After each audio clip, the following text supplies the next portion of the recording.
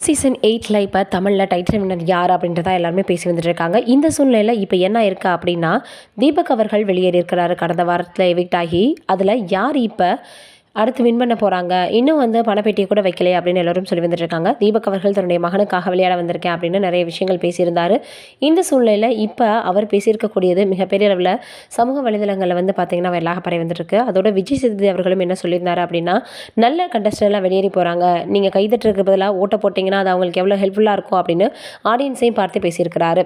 அதற்கப்புறமாக வந்து பார்த்தோம்னா, என்ன இருக்கு அப்படின்னா, நள்ளிரவுல தூங்காம கஷ்டப்படுறாராம். ஏற்கனவே தன்னுடைய கணவர மருத்துவமனைக்கு அழைத்துட்டு போயிருந்தாங்க. மெஷின் லைஃப் மாரி அங்க போய் பாட்டு போட்டா எழுந்திருக்கிறது, லைட் ஆஃப் பண்ணா தூங்குறதுன்னு இருந்திருக்காங்க அப்படின்னு அவங்களுடைய மனைவி அவங்கள கூட்டிட்டு போயிருந்திருக்கிறாங்க.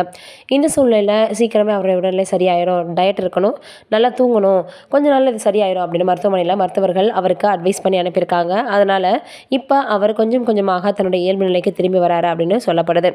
தீபக் அவர்களுடைய இந்த எவிக்ஷன் மிகப்பெரிய அளவுல எல்லோருக்குமே ஷாக்காக இருந்தது. ஒரு நல்ல பிளேயர இவங்க இழந்துட்டாங்க பிக் பாஸ் டீம் அப்படின்னு எல்லாரும் சொல்லி வந்துட்டு இருந்தாங்க. இது ஒரு புறம் இருக்க. இன்னொரு புறம் வந்து ரவீந்தர் அவர்கள் வந்து நிறைய பிரெயின் வாஷ் பண்ணாரு. அப்பவே பிக் பாஸ்ல கன்ஃபெஷன் ரூம்ல கூப்பிட்டு அழைச்சு ரொம்பவே திட்டி அனுப்பியிருந்தாரு. இனிமேல் இப்படிலாம் செய்யக்கூடாது, இது ரொம்பவே தப்பு அப்படின்னு.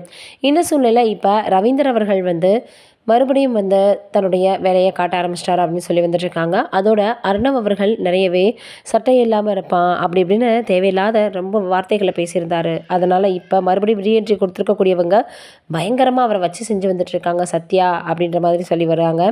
இதோட அடுத்து அன்ஷிதா அவர்களும் உள்ள வர போகிறாங்க. அப்போ இன்னும் சூப்பராக இருக்கும், இன்னும் களை கட்ட போகுது அப்படின்னு சொல்லி வந்துட்டு இருக்காங்க.